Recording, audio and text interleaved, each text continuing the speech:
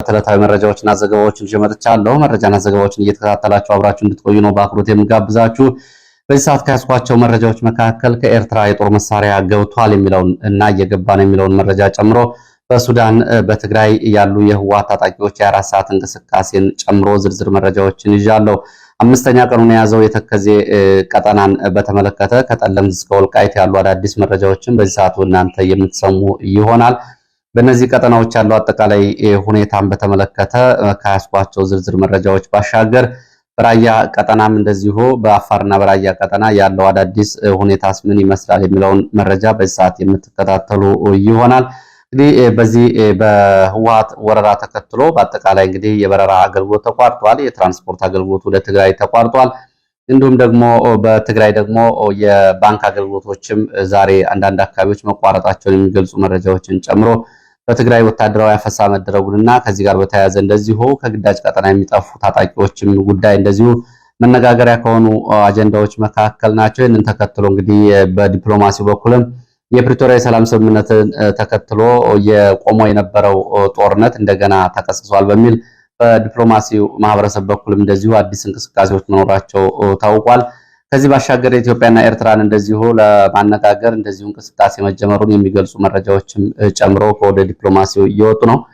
ዛሬ በአመዛኙ እንግዲህ በትግራይ የወልቃይት፣ በትግራይ የጠለምት የተከዜ፣ በትግራይ በራያና አለማጣና ራያ ቆቦ እንዲሁም ደግሞ በትግራይ አፋር ባሉ ትይዩ አካባቢዎች ያሉ በርካታ መረጃዎችን አሰባስቤያለሁ። እየተከታተላችሁ አብራችሁ ትቆያላችሁ። ከዛ ባሻገር በአማራ ክልል እንደዚሁ እየተደረገ ያለውን ውጊያ ተከትሎም አዳዲስ መረጃዎችን ይዣለሁ። እስከ መጨረሻው አብራችሁ እንድትቆዩ ነው በአክብሮት የምጋብዘው። እንግዲህ ሀሳብ አስተያየት ቢኖራችሁ ልታደርሱ ትችላላችሁ። ከዛ ባሻገር ደግሞ አዳዲስ መረጃዎችና ትኩስ የግንባር መረጃዎች እንደርሷችሁ ቻናሉን ሰብስክራይብ በማድረግ መረጃዎች ሲለቀቁ መከታተል ትችላላችሁ። ሌሎችም ወዳጅ ዘመዶቻችሁ ይህንን እንዲከታተሉ ቻናሉን ብታስተዋውቋቸው መልካም ነው። ይህንን እጋብዛለሁ።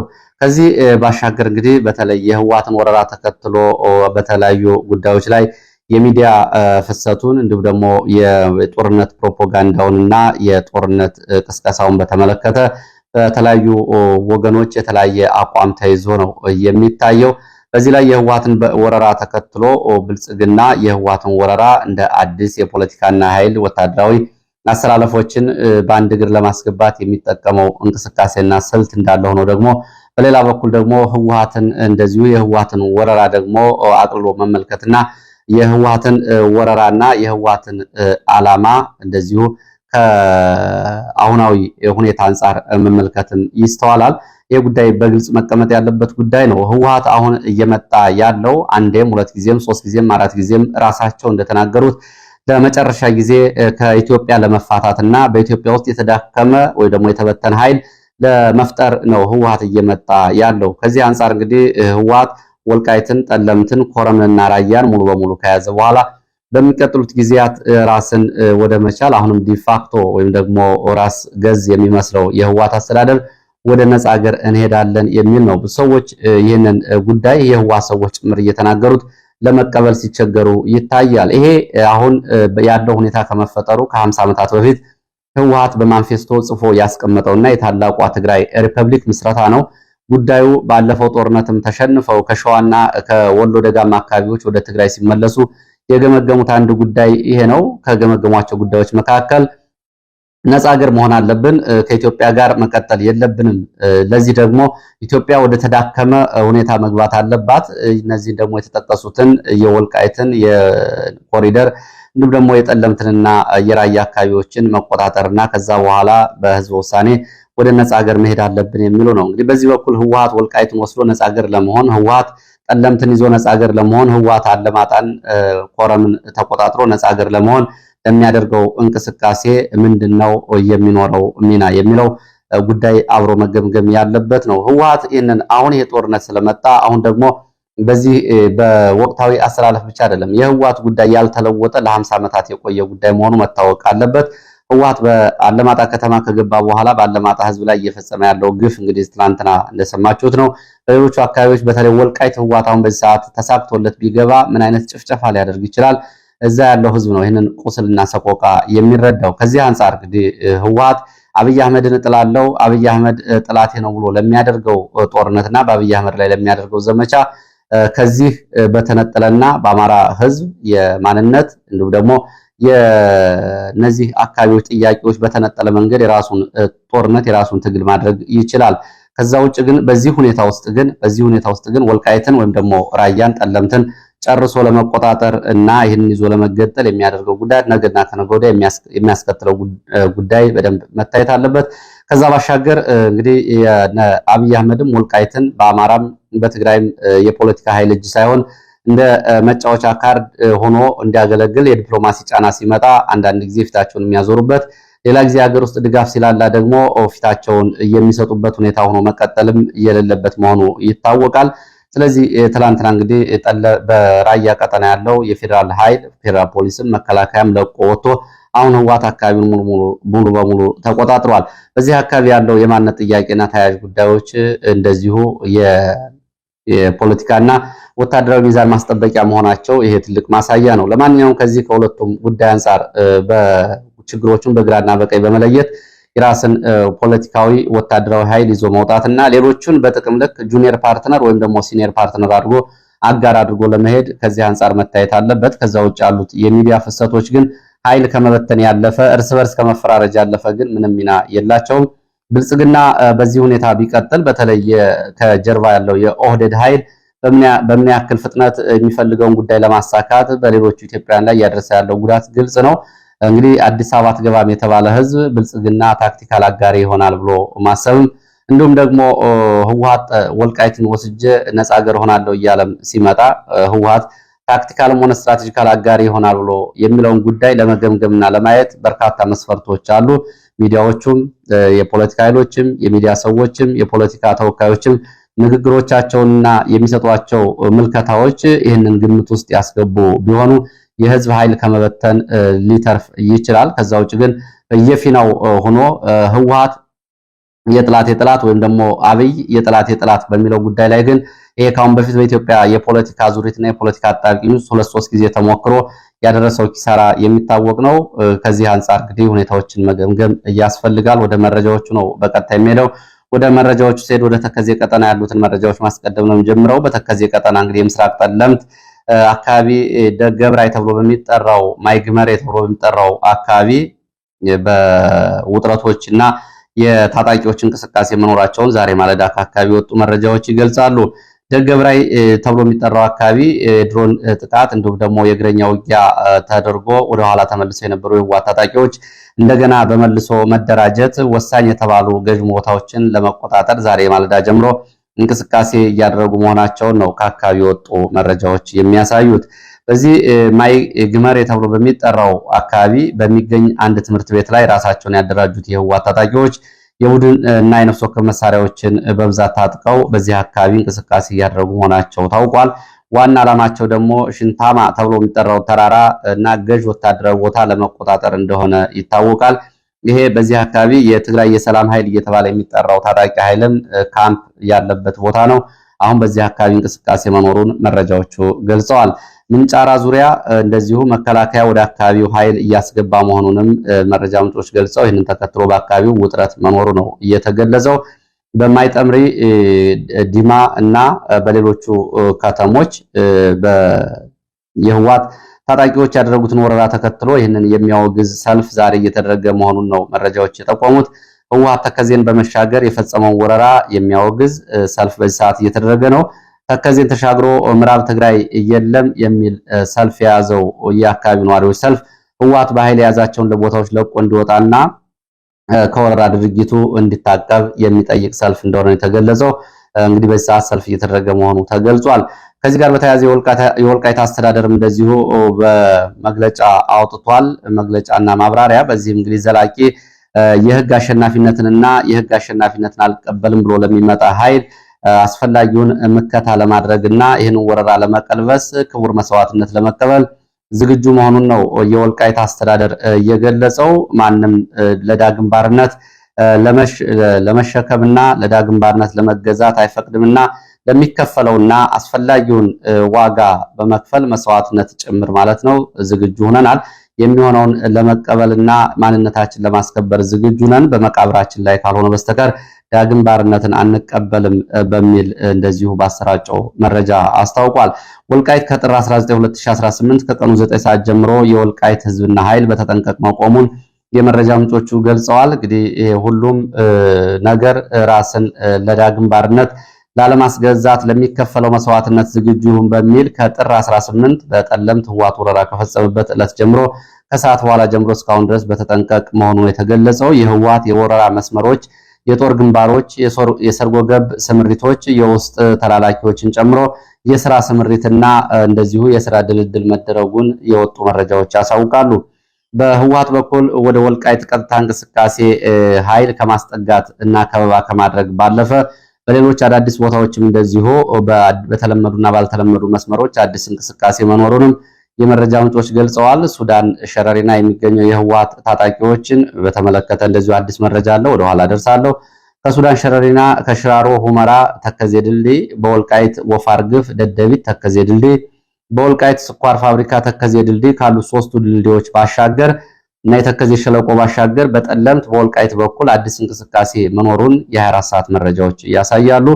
በዚህ በደጋማው ወልቃይት ጠገዴና አርማደጋ መውጫ አካባቢዎች ባሉት ቦታዎች ከምዕራብ ጠለምት፣ ማይዳጉሲት፣ ዋልድባ፣ አርማደጋ፣ ጠገዴና ወልቃይት መስመሮች ቀድሞ የገባ የህወሓት ታጣቂ እንቅስቃሴ እያደረገ መሆኑን የገለጹት የመረጃ ምንጮች የስምሪት እንቅስቃሴው እንደዚሁ በክትትል ውስጥ ይገኛል። ዋልድባን ማዕከል ያደረገ የምዕራብ አቅጣጫ ወደ ወልቃይት ኃይል የማስጠጋትና ኃይል የማስቀየሻ ስልት እንደሆነ ይወሰዳል ይላሉ የአካባቢው የመረጃ ምንጮች። የህወሓት ታጣቂዎች ስምሪት በዚህ ቀጠና አለ፣ ሆኖም ግን በክትትል ውስጥ ነው። ዋናው ይሄ ግንባር የተፈለገበት አንድም ወታደራዊ ቦታዎችን ከመቆጣጠር፣ ሁለትም ደግሞ በወልቃይት በኩል ያሉ 4 ግንባሮችን የኃይል መበተን እቅድ ተደርጎ ታይቷል ነው ያሉት። ከዋልድባ እንዲሁም ወደ አዳርቃይ፣ እንሲያ፣ ቡያ፣ ጻዳ ቀርኒ፣ ምዝክር በተባሉ አካባቢዎችም አዲስ ስምሪቶች ሲኖሩ እነዚህም የስምሪት አቅጣጫዎች ወደ አርማደጋና ደጋማው አካባቢ መሆኑ ነው የተገለጸው። በኢትዮጵያ ሰዓት አቆጣጠር ረፋድ 4 ሰዓት ተኩል ምስራቅ ጠለምት ምንጫራ ተብሎ የሚጠራው አካባቢ በተለይ ማይበሬና 30 ጉላ ተብሎ በሚጠራ አካባቢ የተኩስ ድምጽ ይሰማል ተብሏል። ይህንን በተመለከተ ተጨማሪ መረጃዎችን አጣርቼ የምመለስ ይሆናል። በአጠቃላይ እንግዲህ ከትግራይ የሚያስወጡ መንገዶች ዝግ መደረጋቸው ነው የተገለጸው። ከትግራይ የሚያስወጡ መንገዶች ዝግ ተደርገዋል። እነዚህ እንግዲህ ቀድሞ ከ5 ዓመት በፊት ዝግ የተደረጉትን የተከዜ ድልድይ መንገዶችን ጨምሮ ዋናው ቅርብ ጊዜ አገልግሎት ሲሰጥ የነበረው ከደባርቅ ወደ ሽሬ የሚወስደው መንገድ ከተዘጋ 5ኛ ቀኑን ይዟል። ወደ ትግራይ የሚያስገቡ መንገዶች የብስ ትራንስፖርት ብቻ አይደለም የተዘጋው፣ የአየር በረራ ጭምር ከትላንት ጀምሮ ሙሉ በሙሉ መቋረጡ ነው የታወቀው። እንግዲህ ወደ ትግራይ የሚያስገቡት ከሽሬ ደባርቅ ያለው ዋናው መንገድ ተዘግቷል፣ 4ኛ ቀኑን ይዟል።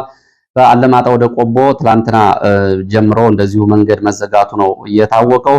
በወልቃይት በኩል በደደቢት ተከዜ ድልድይ እንዲሁም ደግሞ በሁመራ ሽራሮ በኩል ተከዜ ድልድይ ያሉ መንገዶች ከተዘጉ ደግሞ 5 ዓመታትን አስቆጥረዋል።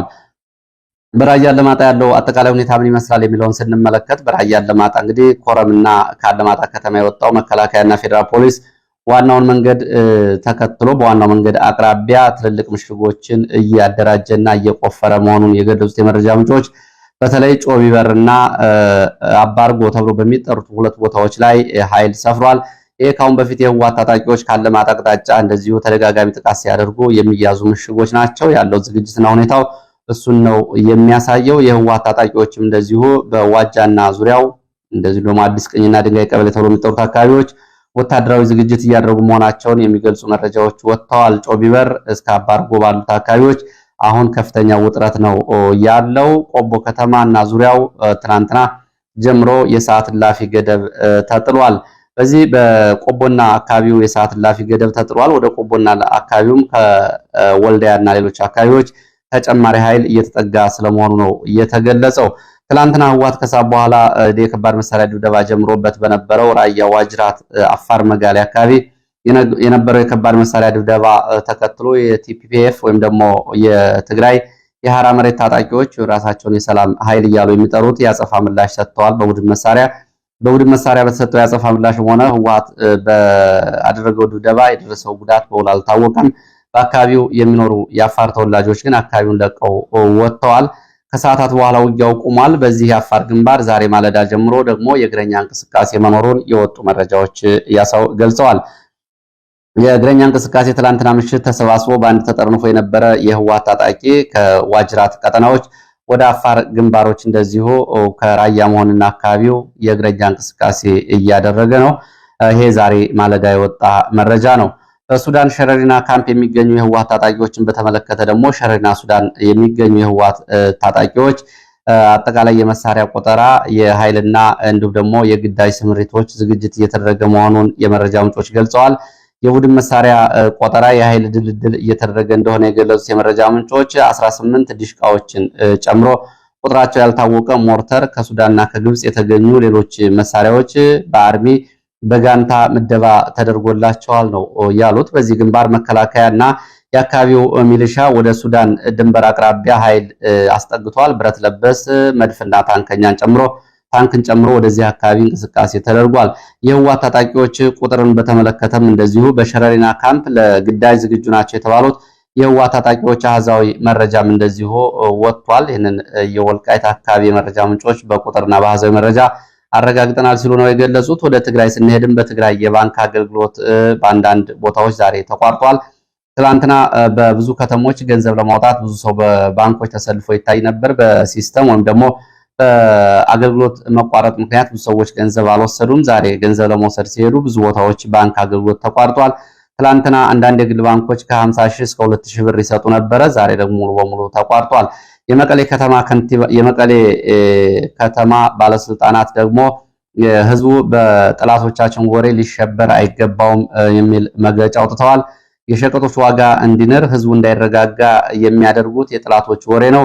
ህዝቡ መረጋጋት አለበት፣ ሊሸበር አይገባውም የሚል ጥሪ ነው ያቀረቡት የህወሓት የመቀሌ ከተማ ከንቲባና ባለስልጣናት። በተለያዩ የትግራይ አካባቢዎች ደግሞ እንደዚሁ ወታደራዊ አፈሳና ግዳጅ መኖሩን የሚገልጹ መረጃዎች ወጥተዋል። ከአድዋና አዲግራት አካባቢ ትላንትና ለሁለተኛ ቀን በርካታ ወጣቶች ታፍሰው በግዳጅ ወደ ማሰልጠኛ ካምፖችና ወደ ግንባር ተወስደዋል። ከዚህ ባሻገር ዛና ተብሎ የሚጠራው ወረዳ እንዲሁም ደግሞ አስገደ ጽምብላ ወረዳዎች ለአስተሮይ ማርያም የተሰበሰቡ ወጣቶች በህወሓት ታፍሰው ተወስደዋል። ቁጥራቸው ከ500 በላይ ወጣቶች ከአስተሮይ ማርያም ክብረ በዓል ላይ ታፍሰው ወደ ግንባር ተወስደዋል። በትግራይ ያለውን አጠቃላይ ሁኔታ በተመለከተ የህወሓት ተቃዋሚ የትግራይ ሚዲያዎች ደግሞ የተለያዩ መረጃዎችን አውጥተዋል። እንደ ህወሓት ተቃዋሚ የሚዲያዎች መረጃ ከሆነ በትላንትናው ዕለት ለግዳጅ ይሄድ የነበረ በ33 ተሽከርካሪዎች ተጭኖ ወደ አዲጉዶም ይሄድ የነበረ ተሽከርካሪ ላይ ከነበሩ የህወሓት ታጣቂዎች ውስጥ 450 የሚሆኑ ጠፍተዋል የሚል ነው። ጠፍተው ወደ ቲፒኤፍ ስለመቀላቀላቸው እንዲሁም ደግሞ ወደ ሌሎች መስመሮች ስለመበተናቸው የሚገልጹት እነዚህ መረጃዎች 500 ከነበሩ ታጣቂዎች ውስጥ አሁን እየተገኙት 50 አይበልጡም። ሌሎቹ ራሳቸውን እየተኮሱ እየተከላከሉ አምልጠዋል ነው ያሉት። ይህንን ለማስቆም ሲሞከር 7 የሚሆኑ የህወሓት ታጣቂዎች ቆስለዋል ሲሉ መረጃዎችን አሰራጭተዋል። እንግዲህ ከ500 የህወሓት ታጣቂዎች 450ዎቹ በአንድ ግንባር ለምሳ በወረዱበት አዲጉዶም ተብሎ በሚጠራው አካባቢ እንደጠፉ ነው እየተገለጸው። እንግዲህ ቁጥሩ በእርግጥ የተጋነነ ይመስላል። ለማንኛውም እንግዲህ በህወሓት ውስጥ ወደ ውጊያ አንፈልግም በሚሉ ታጣቂዎች ላይ የተለየ እርምጃ እንዲወሰድ በተከዜ ራህዋን ተብሎ የሚጠራው አካባቢ እንደዚሁ እርምጃ መወሰዱ ይታወቃል። እንግዲህ በቲፒኤፍ ተቀላቅለዋል የሚሉት እንደዚሁ የህወሓት ተቃዋሚዎች ይሄ ስለመሆኑ ግን የሚያሳዩ የፎቶም ሆነ የቪዲዮ ማስረጃዎችን አላወጡም። ወደ ሌሎች መረጃዎች ስንቀጥል በትግራይ በኩል እንግዲህ በረራ ተቋርጧል። በትግራይ ከአዲስ አበባ ወደ ትግራይ የሚደረግ በረራ ትላንትና ተቋርጧል። ይሄ እንግዲህ በዓለም አቀፍ ሚዲያዎችና በዲፕሎማሲ ማህበረሰቡ በኩል ትልቅ መነጋገሪያ ሆኗል። ይህንን ተከትሎ ጌታቸው ረዳ በዛሬ ወይም ደግሞ ነገ ለውጭ ሚዲያዎችና ዲፕሎማቶች አጭር ማብራሪያ ይሰጣል። ለዲፕሎማቶች ለውጭ ሚዲያዎች የሚሰጠው ማብራሪያ ጌታቸው ረዳ በትግራይ ያለውን አጠቃላይ ሁኔታ እየተመለከተ እንደሆነ ውስጥ አዋቂ የመረጃ ምንጮች ገልጸዋል። በተከዜ ቀጠና ዛሬም የድሮን አሰሳ ስለመኖሩ የመረጃ ምንጮች ገልጸዋል። በወልቃይት ትይዩና በዋልድባ ትይዩ ባሉ የተከዜ ቀጠናዎች የድሮን አሰሳና ቅኝቶች መደረጋቸው ነው እየታወቀው። ትላንትናም ተከታታይ የድሮን አሰሳና ቅኝቶች ነበሩ። ሆኖም ግን የተፈጸመው የድሮን ጥቃት አለመኖሩን የታወቀው ከዛ ቀደም ብሎ እንግዲህ በደገብራይ ተብሎ በሚጠራው ምስራቅ ጠለምት በተፈጸመ የድሮን ጥቃት ለዚሁ በህወሓት ታጣቂዎችና ተሽከርካሪ ላይ ጉዳት መድረሱን የወጡ መረጃዎች ይገልጻሉ። ወደ ሌሎች መረጃዎች መለሳለሁ። ወደ ሌሎች መረጃዎች የግንባር መረጃዎች ስንመለስ ወደ አማራ ክልል መሀል አካባቢ ያሉ መረጃዎችን ነው የማደርሰው። ምስራቅ ጎጃም እነማይ ወረዳ በሁለት አቅጣጫዎች እንቅስቃሴ ላይ በነበረ መከላከያ ሚሊሻ ላይ በተፈጸመ ድንገተኛ የደፈጣ ጥቃት ሰብአዊ፣ ቁሳዊና ወታደራዊ ኪሳራ ደርሷል። ከደብረ ወርቅና ከፈለገ ብርሃን በእንቅስቃሴ በነበረ መከላከያ ላይ ነው በሶስት ቦታዎች ላይ በተፈጸመ የደፈጣ ጥቃት ጉዳት እየደረሰው። የደፈጣ ጥቃቶቹን ተከትሎ በአካባቢዎቹ ለአጭር ሰዓታት የቆዩ ውጊያዎች ተደርገዋል። በመገንጠያ፣ ጎላ ውቂያ እንዲሁም ደግሞ ዲያ ጠባ ተብሎ በሚጠሩ ቦታዎች ላይ በተፈጸሙት የደፈጣ ጥቃቶች ጉዳት ደርሷል። የደፈጣ ጥቃቶች በቦምብና እንዲሁም ደግሞ በሩምታ ተኩስ የተከፈቱ ሲሆን ይህንን ተከትሎ ለግማሽ ሰዓት የቆየ ውጊያ መደረጉን የሚገልጹ መረጃዎች ወጥተዋል። በዚህ የሚሊሻና መከላከያ አባላት ጉዳት አስተናግደዋል ሲሉ የፋኖ የመረጃ ምንጮች ገልጸዋል። ይሄ እነማይ ወረዳ ዙሪያና እስከ ደብረ ወርቅ ድረስ ባሉት ቀጠናዎች እንዲሁም ደግሞ ቢቸና አካባቢ እንደዚሁ ወደ ሸበል በረንታ አዲስ እንቅስቃሴዎች መኖራቸውን የሚገልጹ መረጃዎች ወጥተዋል። ወደ ሸዋ ስንሄድ ሸዋ በተፈጸመው የደፈጣ ጥቃት ወታደራዊ ኪሳራ ደርሷል። ወደ ሰሲትና አይሶፌ ተብሎ ወደሚጠሩ ቦታዎች ለዘመቻ እንቅስቃሴ ላይ በነበረ የመከላከያ ተሽከርካሪና የእግረኛ ላይ በተፈጸመ የደፈጣ ጥቃት ነው ጉዳት የደረሰው። ልዩ ቦታው አጀና ሚካኤል ተብሎ በሚጠራ መገንጠያ ቦታ ላይ በተፈጸመው የደፈጣ ጥቃት ጉዳት ደርሷል። እንደ ፋኖ መረጃ ምንጮች በዚህ ቦታ የደረሰው አጃና ሚካኤል ላይ በተፈጸመው ጥቃት የደረሰው ጉዳት ቢያንስ 20 የሚደርሱ የመከላከያና የአድማ ብተና የሚሊሻ አባላት ጉዳት ደርሶባቸዋል ሲሉ ነው የገለጹት። በተመሳሳይ ደቡብ ጎንደር ብናት በተፈጸመ ድንገተኛ የደፈጣ ጥቃት ወታደራዊ ኪሳራ ደርሷል። ከብናት ከተማ ወጣ ብሎ ልዩ ስሙ ጥረን ሰባ ወይም ደግሞ ሆድ ገበያ ተብሎ በሚጠራ ቦታ በተፈጸመው የደፈጣ ጥቃት ወታደራዊ ኪሳራ ደርሷል። በተሽከርካሪዎች ላይ ነው ይህ ጥቃት የተፈጸመው። በጥቃቱ በቁጥራቸው ያልታወቁ ወታደሮች ጉዳት አስተናግደዋል። ይህንን ተከትሎ በአካባቢው እንደዚሁ አዲስ ስምሪት መደረጉን የሚገልጹ መረጃዎች ናቸው የወጡት። እንግዲህ በዚህ ሰዓት ከትግራይ አካባቢና እንዲሁም ደግሞ ከአማራ ክልል አካባቢ ያሰባሰብኳቸው መረጃዎች እነዚህ ሲሆኑ በትግራይና በኢትዮጵያ ድንበር አካባቢዎች በሚገኙ ቦታዎች ላይ ራማ ተብሎ በሚጠራው በኩል የአዲስ የጦር መሳሪያ መግባቱን የሚገልጹ መረጃዎች ወጥተዋል። ከኤርትራ ወደ ኢትዮጵያ ትግራይ በራማ በኩል የጦር መሳሪያ የጫኑ ተሽከርካሪዎች በአይነት ያልታወቀ የጦር መሳሪያ ጭነው መግባታቸውን የመጡ መረጃዎች ይገልጻሉ። ጥር 20፣ ጥር 21 በተከታታይ በአራት ተሽከርካሪዎች የተጫነ የጦር መሳሪያ ወደ ኢትዮጵያ ትግራይ ገብቷል። የተጫነው የጦር መሳሪያ አይነትና ብዛት በውል አልታወቀም ሲሉ ነው የመረጃ ምንጮቹ ይህንን የገለጹት። ከዚህ ጋር የተያያዙ ሌሎች መረጃዎችን በሌላ መረጃ ሰዓት በዝርዝር ይዤ እመለሳለሁ። ስለነበረን ቆይታ በእጅጉ አመሰግናለሁ። በሌላ ተመሳሳይ መርሃ ግብር እስከምንገናኝ እንደ ሁልጊዜም እንደምታደርጉት ላይክ፣ ሼር፣ ሰብስክራይብ እያደረጋችሁ አብራችሁ እንድትቆዩ ነው በአክብሮት የምጋብዛችሁ። በርካታ ሀሳብ አስተያየቶችን ልካችሁልኝ ተመልክቻለሁ። በእጅጉ ነው የማመሰግነው።